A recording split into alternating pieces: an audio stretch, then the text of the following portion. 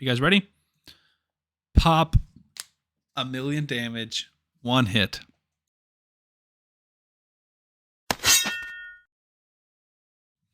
What's up, guys? Sam the Raid Man coming back at you today with another video. This is going to be a spotlight for my current clan boss team, which I think is one of the coolest clan boss teams ever invented. And it is a variation of the world record clan boss team, right? So we go to Ultra Nightmare here. This is the team. We'll go through piece by piece and kind of break it down. It's Krisk, Lanicus, Hellborn Sprite, Underpriest Brogni, and Corpulent Cadaver. First of all, I'll go over the kits of each of them, show what they do. Let's start off with Brogni because he is the linchpin of this composition. So he places a shield and block debuffs as well as increased attack, which is an insane ability. 3-turn cooldown. The shield cannot be removed. But the way this team works is we're going to place it once and never use it again. Now that's a great ability. That's not what makes him unique. What makes him unique, amongst other things, is the 8-2 right here, Cavern's Grasp, 3-turn cooldown, attacks all enemies, 100% chance of removing a buff, and then 100% chance of removing one random debuff from all allies. That doesn't matter for this, but this is this part right here. Increases the value of shield buffs on all allies by 30% of the damage inflicted. He's the only champion in the game that can increase the value of a shield. So for example, say we've got a shield, say it's his, right, that's placed, and it's equal to 30% of his HP. Say he's got 60,000 HP, that's an 18k shield, right? But then says he hits after this and does 100,000 damage, then he's going to increase that shield from 18 to 48. He's going to increase it by 30,000. We're going to get him hitting harder than that. We're going to get decreased defense and weaken on the clan boss. We got increased attack on him. And this is we're going to put him in a reflex set. So this goes as often as possible, more than every 3 turns, growing that shield. And the idea is we're going to mitigate damage through a guardian set, through ally protection, and then through decreased attack on the clan boss. With all those things, we shouldn't be taking that much damage, and we should start ramping up the shields and growing them bigger and bigger and bigger. I'll go through how they're built later. The next person is going to be Krisk. He is kind of essential. He definitely makes this a lot easier. There are variations without him, but he's in the world record clan boss team. So we're going to open with his A3, Invincible Shell. Provoke doesn't work, but increase defense on himself, increase speed on all allies except for this champion. And then we're going to open it, just like Brogni, and never use it again. We're going to have buff extenders in here. We're going to extend these buffs. He extends his own buffs as well, so that the increased defense will stay on him the whole fight. Increased speed will stay on everyone else for the entire fight. So we open with this, and this is his priority. Attacks all enemies, places ally protection buff on everybody, 2 continuous heals on himself, and increases the duration of all ally buffs by 1 turn. This is a 3-turn cooldown. We want him going as often as possible to increase the duration of all of our buffs, including the shield, right? Brogni's growing the shield. Krisk, Lanicus, and Hellborn Sprite are extending the duration of the buff so that we have permanent buffs. And that's going to include the shield buffs that Brogni is going to continue to grow. Decreased speed doesn't work on the A1, but this one places a shield at the beginning of each round. And then when he's attacked, 100% chance placing decreased defense and decreased attack for 1 turn, 1 hit. Sadly, it's only 1 turn, but with Masteries, you can try and extend it. He's our only decreased defense champion. He's our only decreased attack champion. So it's very important that he's built with accuracy. And he's also built in a Guardian set, which means he heals himself, which doesn't matter because your health bar actually never takes damage because the clan boss only ever hits into the shield. But he is going to mitigate some of the damage that the other champions take. Next up, we'll have Lanicus, who places increased crit rate and increased attack at the beginning of the round, and then we never use it again because we're going to extend those buffs. But this means we have to build everyone else with only 70% crit rate. And that is very nice. It does have a chance of granting an extra turn. Basically, when I'm running this, if I'm trying to get a good number, if he grants the extra turn, I just close game and reboot. Which, guys, how annoying is it that you cannot just get a free regroup like we do in Hydra on the clan boss? If my run goes wrong, I just have to close the game and start again, which is super frustrating. Anyways, we use that once. She's also in reflex set. She actually has to be in reflex set because we want this ability essentially on a 3-turn cooldown. This teams up with 3 random allies to attack the enemy. The joining allies will use their default skills, blah, blah, blah. Fills the tournament of all allies by 30%, which is nice. Increases the duration of all ally buffs by 1 turn. Now, I think you can use somebody else, but it would raise the speed requirements because with the turn meter helps us a lot here. And you could use someone with a 3-turn cooldown that's slightly better. But she's the best for this because the ally attack brings a ton of damage. She gives you these extra buffs as well. A1 places continuous heal on this champion. That doesn't really matter. Next up is Hellborn Sprite, and she is replaceable. You can use Sandlash, you can use Godseeker Neri, you can even use Valerie. But she's great because she places Weaken or A1. It is small, and it's only a 50% chance of placing. But the Weaken is the only Weaken in the team, so it does help us a lot, especially for that Brogni, because you need him hitting as hard as possible, trying to increase the value of those shields. Right? And then increase the duration of all ally buffs and place a small increased crit rate. This won't actually place because we already have the big version, but it's just the buffs. We have her in Reflex as well. Or actually, no, I think I have her in a different set. But 3-turn cooldown, we have some refresh accessories trying to get the cooldown lowered, as well as the Mastery Cycle of Magic to try and lower this, decrease the cooldown for this as well. So it's just these two. We never use the heal reduction ability. Last up is our damage dealer, who's everyone's new favorite rare, super cool champion. Never really been used before until the Infinity Shield team comes out. Don't worry about his A2. Don't worry about his A3. All that matters is the A1. Attacks one enemy, inflicts additional damage if this champion is under a shield. The damage is equal to 30% of the value of the shield. And as I said, this is called the Infinite Shield comp, which means we're continually growing that shield up to a certain point. When it gets up to that certain point, the shield is multiple millions of HP. And so he is doing 30% of that damage. And you'll see, basically, anytime you see a huge number, just know the shield is just over 3 times that, which is pretty insane. He does unbelievable damage. I'll kind of wait. I don't want to, give you too much of a sneak peek for the numbers, but it's pretty incredible. I will go over the champions' builds really quick because a few of them are built interestingly. So first up, we'll go with Krisk. Like I said, he's in Guardian set with Perception. His accuracy is a little low, which is definitely a bummer, but it's as good as we can get. Now, one good thing is this skill we use once, and then it's going to always be on cooldown. We're never going to use it, so he's just alternating between these two. When this skill is off cooldown, right, when he's about to use it and we get hit, he's got an extra 20 accuracy, right? Increase accuracy by 20 when this champion has no skills on cooldown. So that helps us a little bit. Swarm Smiter gives us 4 for the clan boss. That helps us a little bit. And then Master Hexer is huge because if he places that decreased attack or that decreased defense, it's got a chance instead of being 1 turn to be 2 turns, which essentially gives you an extra chance. Got him going down to War Master. You could take him down here to Bulwark, where he receives some of the other damage all allies receive, but I think it's fine having him without that. Not really any crit rate, not really any crit damage, just all defense. He's got 44,000 HP, 6,000 defense, which is a ton, and then 215 accuracy.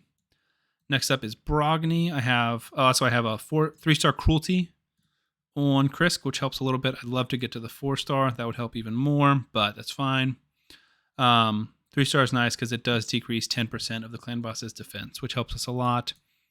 Brogni is 2-star Phantom Touch, which the Phantom Touch doesn't help a ton, but it does give him 500 attack. And if you'll notice on Brogni, his base attack is 782, which is insanely low for a champion that does damage off of attack. But you can see we got him almost to 4,500. The Blessing helps a ton. That's the difference between 3990 and 4490.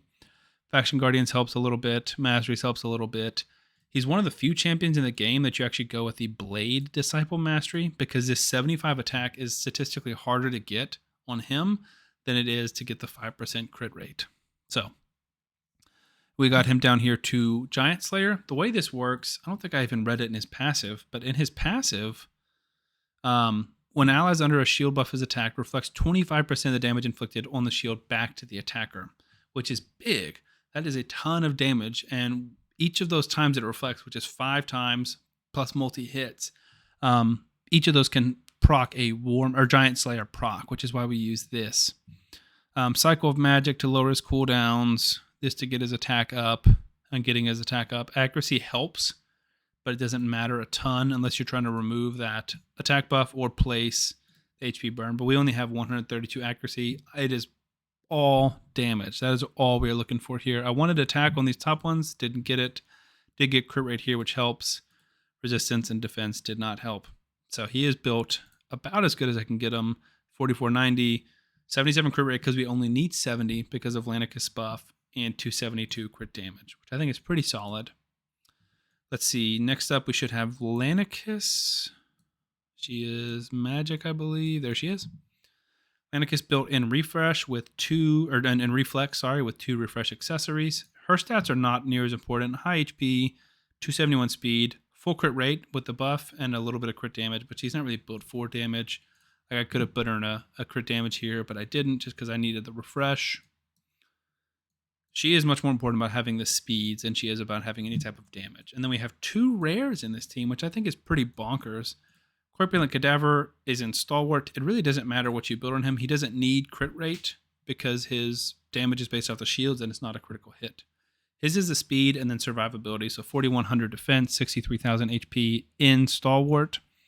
And we don't even have any masteries. We could take him down to some of these defensive masteries, which would help us a little bit more. His is all about just keeping him alive as long as possible. And then lastly, we have our Hellborn Sprite. She's got a little 2-star Phantom Touch. She doesn't even have her masteries, which could help us as well. She's in Shield Set. So I didn't mention this at the beginning of the fight, but this is something I learned. I watched Mullet Reaver's video on how to build this team, which I will link in the description below. He's a genius. He holds a world record. He's one-shot the Ultra Nightmare Clan boss, him and Victor Tez.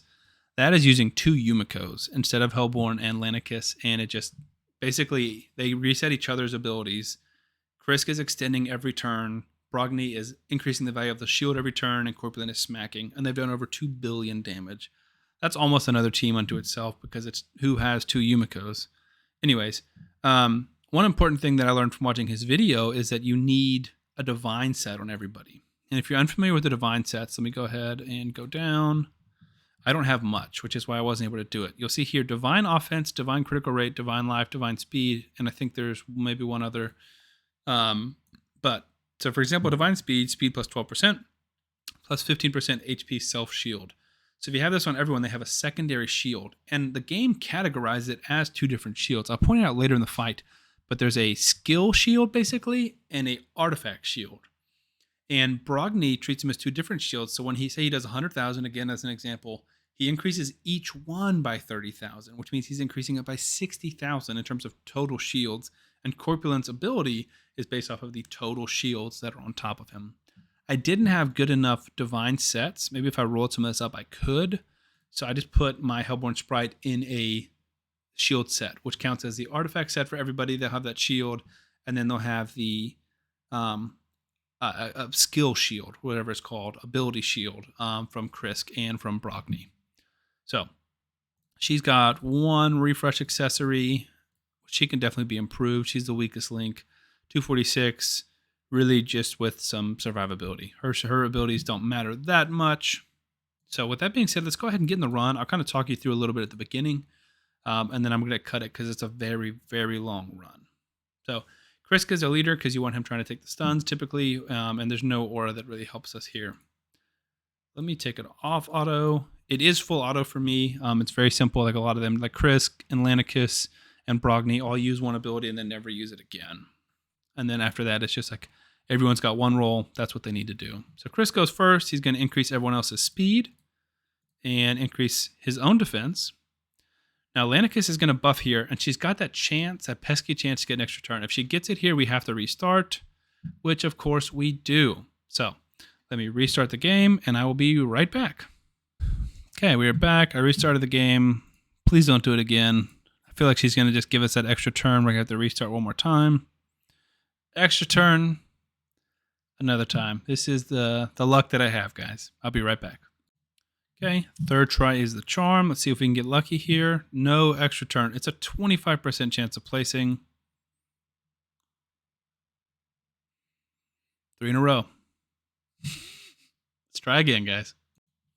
Okay, attempt number 4. I'm leaving this in because I think it's funny, and I want you guys to see through some of the struggles. It seems like whenever I sit down and record a video, this is the type of luck I get.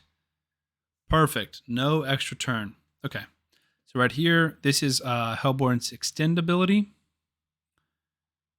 Corpulent is going to A1. That's all he does. So you can see right here, we've got 2 shields, right? This is the first one. This is the second one. Brogni's going to place 1. Take a little damage. You see Corpulent only did 23,000, which means that the shields we have is what's that? 69,000 or so. And that means that that's how the shields start, and we're going to try and continually grow them. Lanicus does the ally attack, extends all of our buffs. Krisk extends all of our buffs. And then Hellborn A1s, we're looking to get weak in there. Let's go again. 35,000. And then we're going to increase the duration or the value here. So boom, 185. So 30% of that is what, which is just shy, like 55, 60,000. That is how much bigger our shields just got. All right. And the run is full auto at this point. I'm just going to kind of show you guys. We're looking for cooldowns being decreased everywhere. So like the Lanicus has got a reflex set, 69,000 there. Lanicus has got her reflex set, which just said decreased cooldown. This is now on a 1-turn cooldown. We're just going to A1 with Brogni. He's also in a reflex set. A1 with Krisk. A3 with our Hellborn. Here we go. A2 here. 66,000 from Corpulent. 66,000 from Corpulent. Here we go. We're going to extend again. We decrease that cooldown to 11, which means we're increasing both of those shields by over 60,000. So that's over like 120,000 more added on to our shields. So I'll let you guys watch this for a little bit longer. I'll probably cut it like turn count 5, and then I'll come back maybe at a few different intervals so you can start seeing. You see, he just hit for 100,000, which isn't a bad hit. Like my Brogni is built to the 9s, the best that my account can handle, and he's hitting for 154,000. So as far as traditional damage dealers go, Corpulent is pretty spectacular. 212 on the A1 there for Brogni. It will not take long for Corpulent to start hitting over that. You see 104,000 there, 105,000 there. The shield is only going to continue to grow and grow and grow. Boom, 203. That's another 120,000, which is 40,000 more damage, 144,000. You can see that math checks out. We increase the shield by 120,000 on everybody. Corpulent Cadaver does a third of that, or 30% of that. So when we increase it 120,000, that's 40,000 more damage per hit, and it just goes up and up and up. And depending on the affinity and the run, you want everyone to survive to a certain point. At the end game, when people were trying to fight for the highest clan boss record, the world record, you kind of wanted people to die at strategic points. You wanted to overextend the buffs. So Corpulent's got like a 15 or 16 turn shield, and then everyone else dies. So he just starts A1ing and A1ing. This team is not near as tuned as that.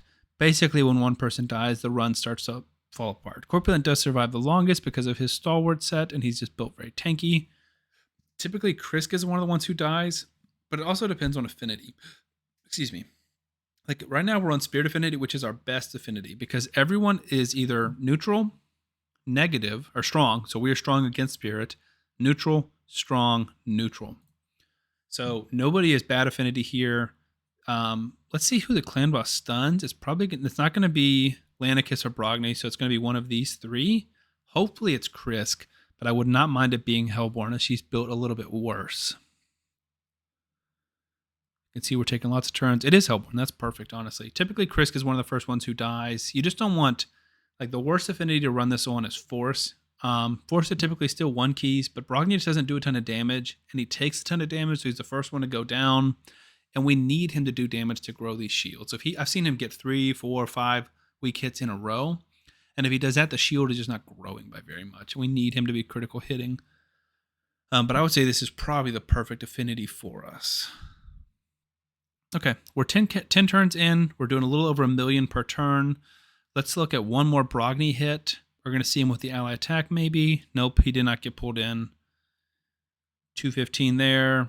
260,000 damage, guys. It is hard to get a champion to hit that hard, and that's just all based on this massive shield. That means that shield is 800 and something thousand. Pretty bonkers, guys. All right, I'm going to go ahead and cut it. I'm going to keep running this, and I'll bring you back. Either when we get around to a 1 key or about turn count 50. We'll see. So we are here. Turn count 44. We've already done 112 million damage.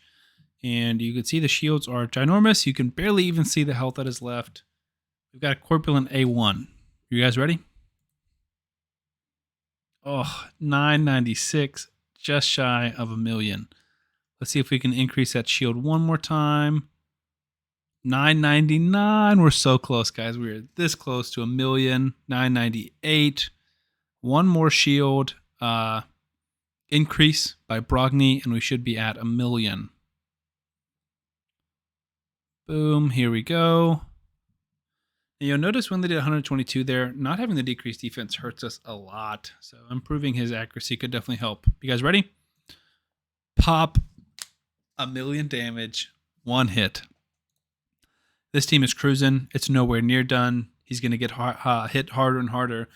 I'm going to try and look manually and just watch and see what the hardest number is I hit, and I'll come back at you. This is like a 30 to 40 minute run, so it's going to be a while, so I'll cut back near the end. You guys ready? Pop 1,000,000 damage, one hit. Okay, turn count 78, 281 million damage. We are cruising 1.665 million, 1,665,000 damage in one A1 by Corpulent Cadaver. Guys, I mean, this is bananas. This damage is legitimately unbelievable.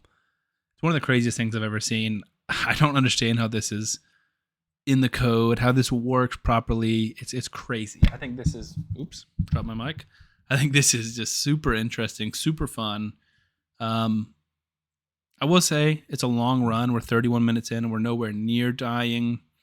The way you can kind of tell is you'll see, I guess we're getting closer because Hellborn only has one shield, right? She's got this shield right here, and everyone else has two shields, which means that she's taking more damage. Actually, no, you can see our Krisk has lost his second shield as well. So this is running towards the end.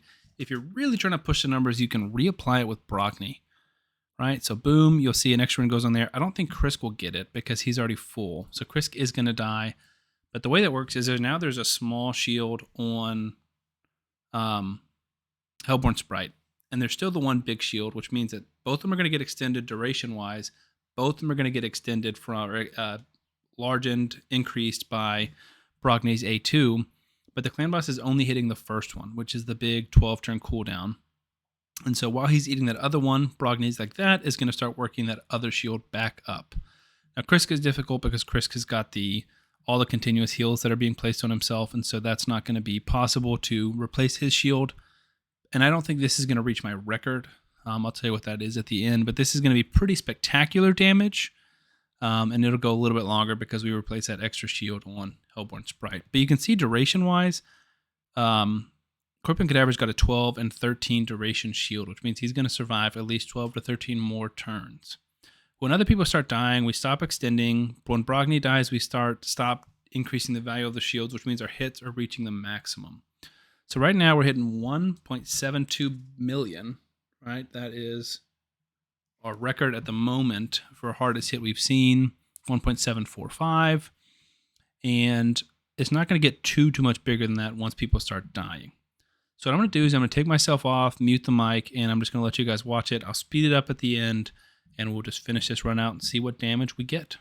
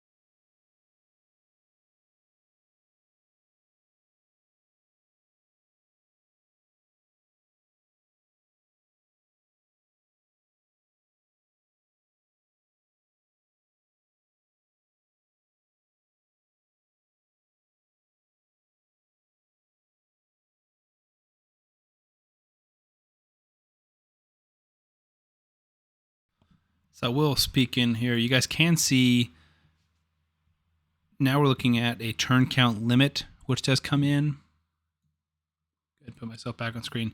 Yeah, so the turn count limit is 1,500, and that's not boss turn counts. You can see he's only at 94. That is total turns taken by everyone in the battle. That means we have attacked or been attacked 1,031 times. It will cut out at 1,500. I don't think I've reached the 1,500 on Ultra Nightmare. I've definitely seen it on Brutal and Nightmare.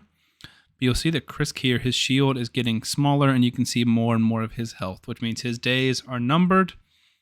And we're going to be running out. And once he dies, we really start taking more damage because he's our ally protector and he's in that guardian set. Plus he's extending.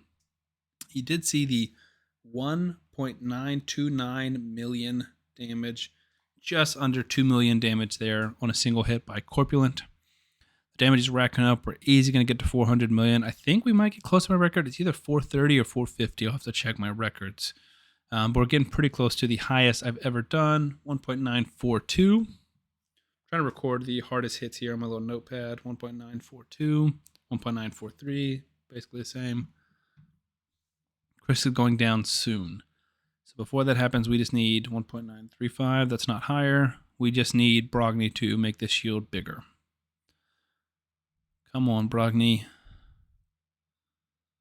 I don't know if he'll start taking this stun, because his health is still 100% technically. So I think Hellborn should keep taking the stun. Oof. There we go. Okay, 185, 1.9. Yeah, I think 1.943 million is the highest we're going to see this run. Sadly, not quite the 2 million per hit, just because he's going to start taking more damage than Brogni's adding to it from this point forward. Maybe if we can get an extension here. No, if we can get like another turn meter boost from Lanicus, 1.935. We can get it maybe up like 30, 40,000, or yeah, but we're not going to get it up towards 2 million. We're taking too much damage there. We start taking 40, 50,000 per turn, and Brogni's not adding that much per turn. So yeah, we went down from 1943 to 1887. So we are going down now, but it's far from over. We've still got 12 turns left on his shield. We're not going to get to the turn count limit or anywhere close, but he will deal out a lot more damage. Basically, himself, a minimum of, I don't know, 30 million more damage, I would say, plus everyone else's.